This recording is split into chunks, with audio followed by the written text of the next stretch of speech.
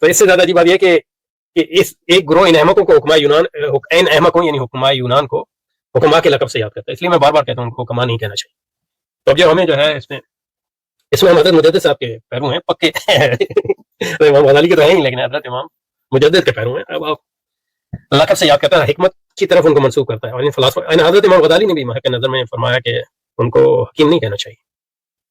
اور مطلب یہ کہ حضرت امام مولانا رومی نے فرمایا چند خوانی حکمت یونانیہ حکمت قرآنیہ ہم بخواہ حکمت ایمانیہ ہم بخواہ حکمت ایمانیہ ہم بخواہ. اس سے زیادہ عجیب بات یہ کہ یہ گروہ ان احمقوں کو حکما کے لقب سے یاد کرتا ہے اور حکمت کی طرف ان کو منسوخ کرتا ہے. ان فلاسفہ کی اکثر اسی حضرت امام غزالی نے فرمایا کہ ان کو یعنی قیس تو کہنا صحیح ہے, یعنی ذہین یا تیز تراز, لیکن ان کو حکیم نہیں کہنا چاہیے. کیونکہ حکمت جو ہے جیسے کہ قرآن میں بھی آیا, حدیث میں آیا, حکمت جو ہے وہ خشیت الہی ہے اور حکمت کی طرف ان کو منسوخ کرتا ہے. ان فلاسفہ کے اکثر مسائل خصوصاً الہیات یعنی تھیولوجی مابعد الطبیعت جو غلط ہیں اور کتاب و سنت کے مخالف ہیں, جیسا کہ امام غزالی نے ثابت کیا.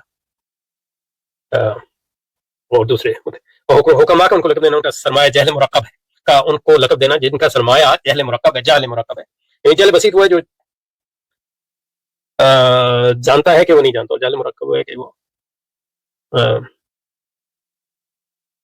دعویٰ کرتا ہے لیکن جانتا نہیں ہے کہ وہ نہیں جانتا. آخر کس لحاظ سے ہے؟ البتہ طنز و مزاح کے طور پر ہو سکتا ہے یا اس طرح کہ جس طرح نابینا کو بینا کہا جائے.